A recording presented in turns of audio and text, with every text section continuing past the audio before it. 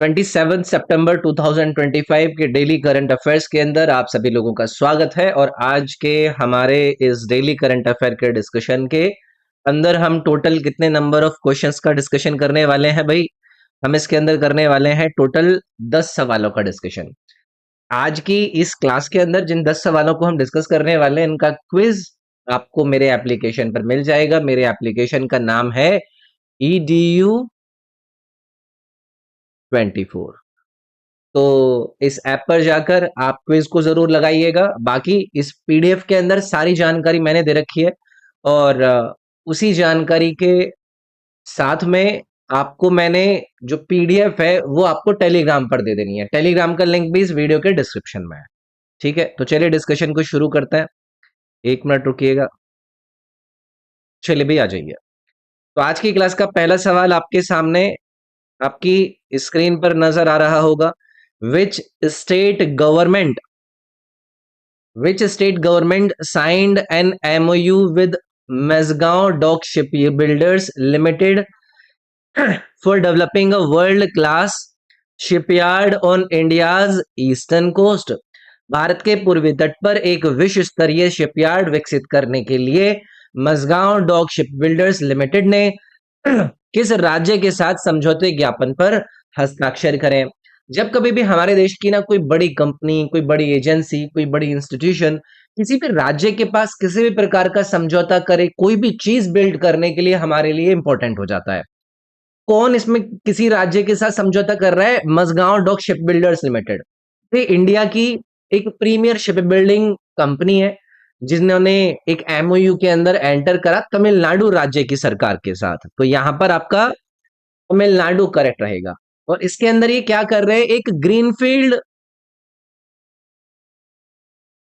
जो शिपयार्ड है उसको बिल्ट ये करने जा रहे हैं। तो ये जो कोलैबोरेशन ये आपस में कर रहे हैं, ये एक प्रकार से जो मैरीटाइम अमृत काल विजन 2024 रखा गया था, उसका एक प्रकार से ये हिस्सा है, जिसका मुख्य जो फोकस है वो क्या करता है? इंडिया की जो मैरीटाइम इंफ्रास्ट्रक्चर है और कैपेबिलिटी है उसको मजबूत करने पर ध्यान देता है।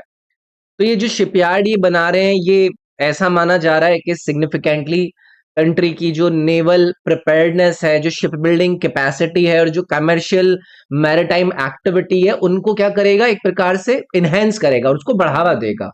तो इसमें हमारे देश के अंदर डिफेंस सेक्टर के अंदर और जो आर्थिक ग्रोथ है उसके अंदर दोनों चीजें देखने के लिए मिलेंगी। तो इसमें तमिलनाडु राज्य को क्या करा गया है? चूज करा गया है। क्यों? क्योंकि तमिलनाडु राज्य की जो लोकेशन है ना, वो बहुत ही ज्यादा स्ट्रैटेजिक है और ये काफी ज्यादा अपने अंदर पोटेंशियल भी रखता है वर्ल्ड क्लास मैरिटाइम फैसिलिटीज को डेवलप करने में। तो यहां पर आपका ए ऑप्शन तमिलनाडु हो जाएगा। चलो इसके बारे में एक बार देख लेते हैं। मजगांव डॉक लिमिटेड इन तमिलनाडु, ऐसे करके देखते हैं। तो हमारे सामने कुछ न्यूज आ रही है, इमेजेस में आते हैं या फिर न्यूज में आते हैं ना, न्यूज में। तो देखो ये रहा, एम Mazagon dock ship builder signs MoU with Tamil Nadu government to develop greenfield shipyard on the eastern coast. ठीक है, तो ये एक प्रकार से आपका न्यूज में था। चलो अगले सवाल की तरफ आता है। ये वाला सवाल देखेंगे भाई। Which state government launch the 1000 crore leap यानी कि local economy accelerator program to promote innovation and job creation outside its capital city? किस राज्य सरकार ने राजधानी शहर से बाहर नवाचार और रोजगार सृजन को बढ़ावा देने के लिए 1000 करोड़ के लीप प्रोग्राम को शुरू करा है? इसके बारे में पिछली क्लास में मैंने आप लोगों के साथ चर्चा करी थी। आई होप आप लोगों को याद होगा।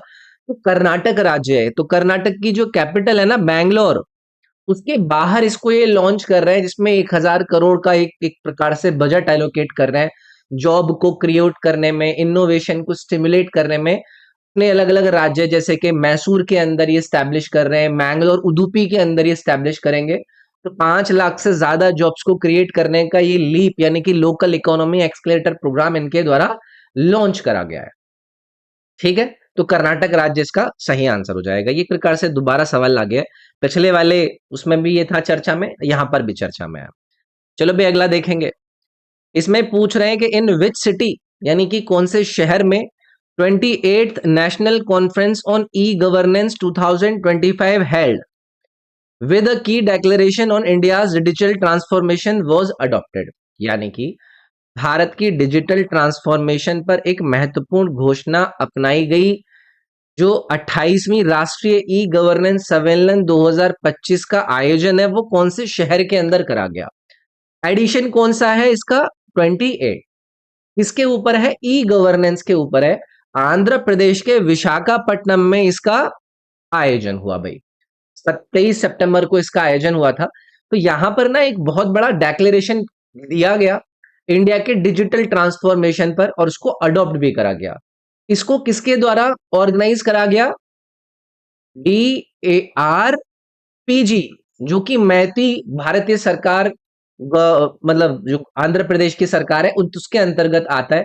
उद्देश्य इसका यही है कि जो आपका थीम रहा है Viksit Bharat civil service and digital transformation, उसके ऊपर इनको फोकस रहना है, तो उससे संबंधित ये कॉन्फ्रेंस थी। तो इसको याद रखेंगे, एक बार दिखा देता हूं मैं। ई गवर्नेंस 2025 कॉन्फ्रेंस, आइए भाई। ई गवर्नेंस 2025 2025 कॉन्फ्रेंस। तो ये देखो इमेज, तो ये है भाई, ठीक है, न्यूज में देख लेते हैं।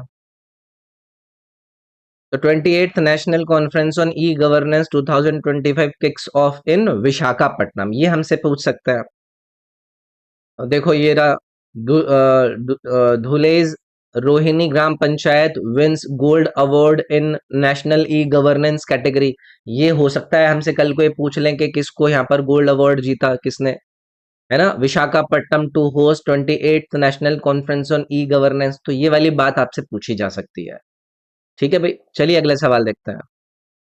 अगला है जी, who has recently assumed charges as the CGCA, यानी कि controller general of communication accounts under the ministry of communications.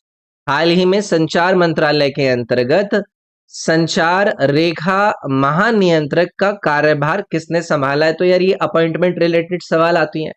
तो ये एक 1990 बैच की ऑफिसर है, नाम है इनका वंदना गुप्ता। इनका नाम आपको याद रखना है। तो ये Indian post and telecommunication accounts of finance services की ऑफिसर है, बैच की ऑफिसर है, और इन्होंने ये जो CGCA यानी कि controller general of communication account है, इसका क्या करा है? चार्ज संभाला है। तो याद रखेंगे 22 सितंबर को इन्होंने ये काम संभाला है।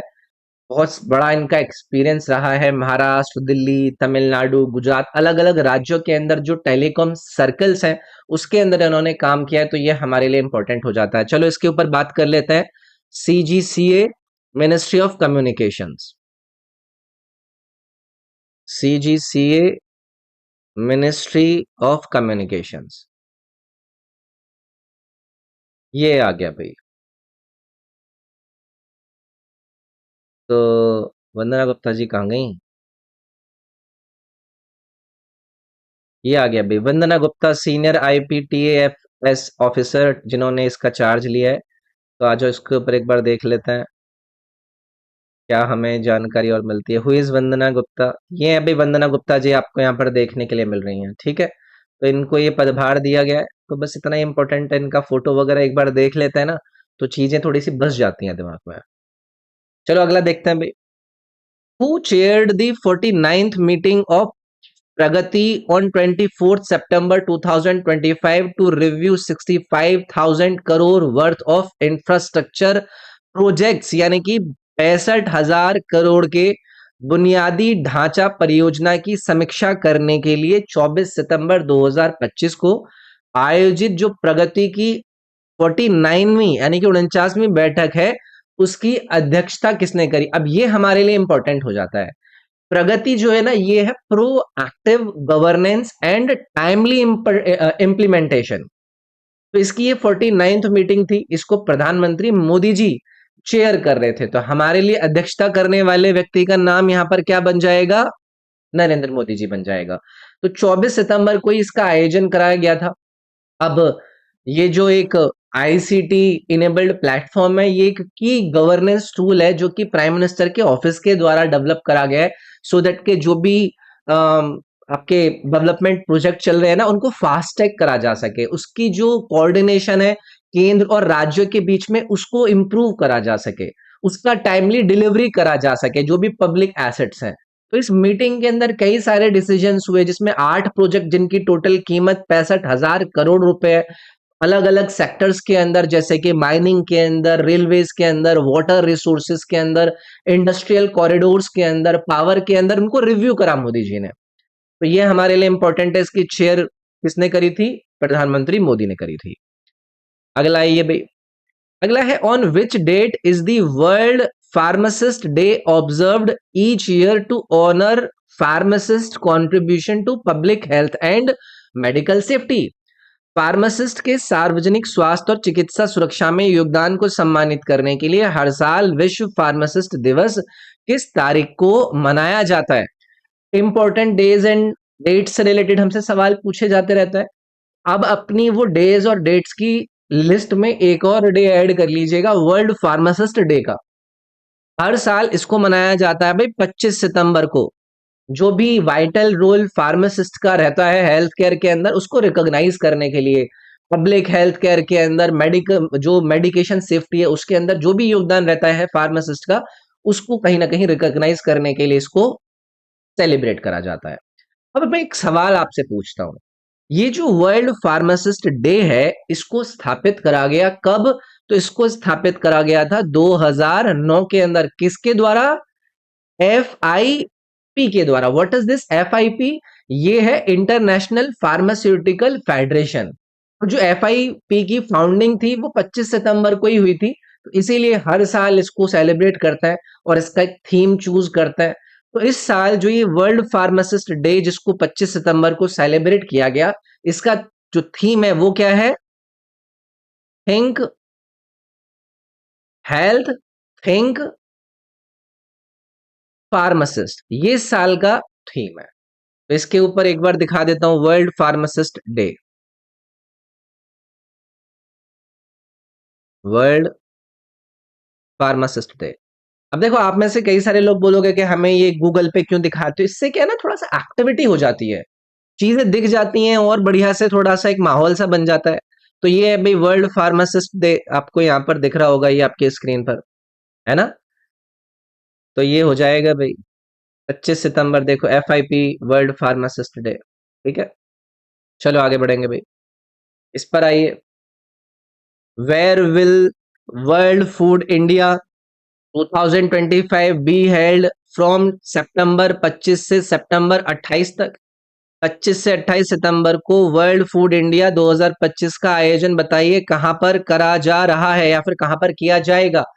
आप लोगों से ऐसे वाले जो आयोजन होते हैं ना वो पूछ लिए जाते हैं, जैसे कि ये जो वर्ल्ड फूड डे या फिर वर्ल्ड फूड इंडिया 2025 को शेड्यूल करा गया है, वो नई दिल्ली के भारत मंडपम में शेड्यूल करा गया है। तो यहां पर आपका आंसर हो जाएगा भाई ये डी वाला, 25 से 28 सितंबर के बीच में आयोजित करा जाएगा। अब इसको कौन सी मिनिस्ट्री आयोजित कर रही है? तो जो ministry of food and processing है ना, उस मंत्रालय के द्वारा इसको ऑर्गेनाइज कराया जा रहा है। और इस इवेंट के अंदर जो इंडिया का रोल है ग्लोबल लीडर के रूप में, जो सस्टेनेबल फूड सिस्टम है, उसको कहीं ना कहीं शोकेस करा जाएगा। प्रधानमंत्री मोदी जी इसका उद्घाटन करने वाले हैं और इसमें बहुत सारे अलग अलग देश भी शामिल हो रहे हैं, न्यूजीलैंड, सऊदी अरेबिया और भी कई सारे कंट्रीज हैं, जैसे कि रशिया, UAE, जापान, वियतनाम, वो सब इसके अंदर शामिल होने वाले हैं। प्रधानमंत्री मोदी इसका उद्घाटन करने वाले हैं, तो हमारे लिए इंपॉर्टेंट हो जाता है। तो चलो इस पर एक बार देख लेते हैं, वर्ल्ड फूड इंडिया 2025। देखो भाई, तो ये रहा, देखो, वर्ल्ड फूड इंडिया 2025 प्रोसेसिंग दी प्रोस्पेरिटी, है ना? ये देखो इधर, वर्ल्ड फूड इंडिया 2025 25 से 28 सितंबर के बीच में होगा। कहां पर आयोजन हो रहा है? नई दिल्ली के अंदर आयोजन हो रहा है। ये देखो, इसका मोदी जी के द्वारा उद्घाटन करा गया है, 25 से 28 तारीख के बीच में इसका आयोजन है। ठीक है, अगला देखेंगे भाई, which quick commerce platform partnered with the ministry of labour and employment to create 10,000 jobs via the NCS portal? किस क्विक कॉमर्स प्लेटफॉर्म ने श्रम एवं रोजगार मंत्रालय के साथ साझेदारी कर एनसीएल पोर्टल के माध्यम से 10,000 नौकरियां सृजित करने का समझौता कराया। मिनिस्ट्री सिर्फ इन्होंने हमसे पूछी है, मिनिस्ट्री का इन्होंने यहाँ पर ऑलरेडी नाम दे दिया है, लेबर एंड एम्प्लॉयमेंट। पहली ये चीज हमें याद रखनी है। इन्होंने एमओयू साइन किया जेप्टो के साथ। ये दूसरी चीज हमारे लिए इंपॉर्टेंट हो गई। काम क्या है? जॉब अपॉर्चुनिटीज को एनहेंस करना और जो यूथ की एम्प्लॉयबिलिटी है उसको एनसीएस, एनसीएस का मतलब क्या है? ये है national career service. National career service, इसके थ्रू क्या करना? एम्प्लॉयबिलिटी को यूथ की इनहेंस करना। तो ये जो partnership ministry of labour and employment ने जेप्टो के साथ करी है वो लगभग 10,000 अर्बन जॉब अपॉर्चुनिटीज को प्रोवाइड करेगी, पर्टिकुलरली जो यूथ है, जो महिलाएं हैं, जो फर्स्ट टाइम जॉब सीकर्स हैं उनके लिए। तो ये जो एक इनिशिएटिव है ये फोकस करता है कि एम्प्लॉयबिलिटी को कैसे इंप्रूव करा जाए, सो दैट के हम जो गिग वर्कर्स हैं उनको फॉर्मलाइज कर सकें, उनको इंटीग्रेट कर सकें ई श्रम पोर्टल के ऊपर, और सोशल सिक्योरिटी बेनिफिट्स को उनको कैसे प्रोवाइड कर सके। तो ये अच्छा एमओयू है जेप्टो और ministry of labour and employment के बीच में। तो मैं यहां पर बात कर लेता हूं quick commerce platform partnership.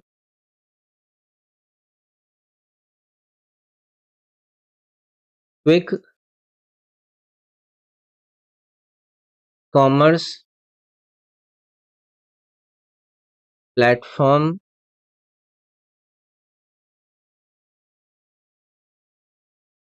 Partnership यहाँ पर दिखाया नहीं है इन्होंने। चलो इसमें मैं शायद सही कीवर्ड सर्च नहीं कर पा रहा हूँ, इमेजेस देख लेते हैं। रेयर रैबिट का भी पार्टनरशिप हुआ है। फिलहाल ये जो मैंने बताया आपसे मिनिस्ट्री ऑफ लेबर है, इनका भी पार्टिसिपेशन है जेप्टो के साथ। चलिए भाई अगला वाला देखते हैं। Which country's business council signed MOU with Indian partners to deepen trade ties and strengthen the CEPA framework? किस देश की बिजनेस काउंसिल ने भारत के साझेदारों के साथ व्यापारिक संबंधों को गहरा करने के लिए सीईपीए फ्रेमवर्क को मजबूत करने के लिए एमओयू पर हस्ताक्षर करे? अब ये जो हस्ताक्षर वाले काम होता है वो इंपॉर्टेंट होता है, तो इसमें आपको पहले तो देश का नाम याद रखना है, यूएई। तो यूएई की जो इंडियन बिजनेस काउंसिल है उन्होंने 3 important memorandum of understanding sign करे 24 सितंबर को, सो दैट के जो इन दोनों के बीच में द्विपक्षीय व्यापार है और जो कोऑपरेशन है इंडिया और यूएई के बीच में उसको दिया जा सके। और ये जो एग्रीमेंट यहाँ पर इनके द्वारा करे गए हैं इससे यूएई इंडिया का जो सीईपीए काउंसिल है, यानी कि सर्विस एक्सपोर्ट प्रमोशन काउंसिल है, और multiple region chamber of commerce है, उनके द्वारा इस पर ध्यान दिया गया है। तो फोकस किसके ऊपर है? सो दैट के जो कॉम्प्रिहेंसिव इकोनॉमिक पार्टनरशिप एग्रीमेंट है सीईपीए, उसको क्या कर सके? इंप्लीमेंट कर सके अच्छे तरीके से, जहां पर आईटी सेक्टर को सपोर्ट किया जा सके, हेल्थ केयर को सपोर्ट किया जा सके, लॉजिस्टिक, टूरिज्म, ऐसी अलग अलग एजुकेशन, इंजीनियरिंग, इन सबको बढ़ावा दिया जा सके। तो ये हमारे लिए इंपॉर्टेंट है। ठीक है, चलिए आगे बढ़ेंगे भाई। अंतिम सवाल है हमारी आज की इस क्लास का। Which Indian shipyard signed an MOU with HD Korea Shipbuilding and Offshore Engineering to enhance maritime capabilities? अब अगेन इंपॉर्टेंट हो गया, भारत की किस शिपयार्ड ने HD Korea shipbuilding and offshore engineering के साथ समुद्री क्षमताओं को बढ़ावा देने के लिए एमओयू पर हस्ताक्षर करे? तो इसमें आपको कोचिन शिपयार्ड्स लिमिटेड का नाम याद रखना है। एक स्ट्रैटेजिक पार्टनरशिप है, एक स्ट्रैटेजिक एमओयू है, किसके साथ है? ये HD Korea ship building and offshore के साथ है। इस कोलैबोरेशन के साथ जो ये आपका कोचिन शिप बिल्डर लिमिटेड है वो लगभग 37,000 करोड़ रुपीस इन्वेस्ट कर रहे हैं कोची के अंदर, और इससे जो लार्ज कॉमर्शियल वेसल्स होते हैं उनको बनाने में सपोर्ट दिया जाएगा। लगभग 2,000 से ज्यादा डायरेक्ट जॉब्स क्रिएट होंगी। एक बड़ा इनिशिएटिव है, ये हमारे लिए इंपॉर्टेंट है। ठीक है, चलो इस क्लास को फटाफट से रिव्यू कर लेते हैं। तो हमारे जो सवालों के आंसर थे वो किस प्रकार से थे? तमिलनाडु पहले का आंसर है, यहाँ पर कर्नाटका दूसरे का, विशाखापट्टनम तीसरे का, वंदना गुप्ता, नरेंद्र मोदी। ठीक है, ये सारे आंसर है, और फिर नीचे ना एक्सप्लेनेशन भी है भाई हर सवाल के। ठीक है ना, इसको अच्छे से देख लीजिएगा। ये वाली पीडीएफ मैं शेयर कर दूंगा टेलीग्राम पर। ये क्यों नहीं चल रहा? अरे ये क्यों नहीं चल रहा? इसको क्या हो गया? तो टेलीग्राम का लिंक आपको इस वीडियो के डिस्क्रिप्शन में दिया गया है, उसको ज्वाइन कर लेना आप, वहां पर पीडीएफ में डाल दूंगा। बाकी ये सारे के सारे जो सवाल है ना, ये क्विज फॉर्मेट में मैंने अपने ऐप पर डाल दिए। ऐप का लिंक आपको इस वीडियो के डिस्क्रिप्शन में भी है, बाकी मैंने नाम भी बता दिया, edu24 मेरे एप्लीकेशन का नाम है। ठीक है, मैं यहाँ पर दिखा भी देता हूँ आप लोगों को, वेबसाइट भी है edu24 की। आप इसको एक बार देखोगे, इसके कोर्सेज में जाओगे, एप्लीकेशन पर भी ऐसा ही नजर आएगा। इसमें आपको ये देख रहे हो, current affair quiz, daily current affair वाला क्विज। इसके अंदर आओगे, इसके कंटेंट में जाओगे, देखो यहाँ पर ये सारे के सारे अवेलेबल है। सितंबर चल रहा है ना, तो सितंबर के 26 सितंबर का मैंने यहाँ पर ऐड कर दिया। ये देखो 26 सितंबर, 27 भी ऐड कर दिया है मैंने, 27 सितंबर का भी ऐड कर दिया है। तो इसमें इतना ही, बाकी पीडीएफ को मैं आपके साथ शेयर कर दूंगा। Thank you.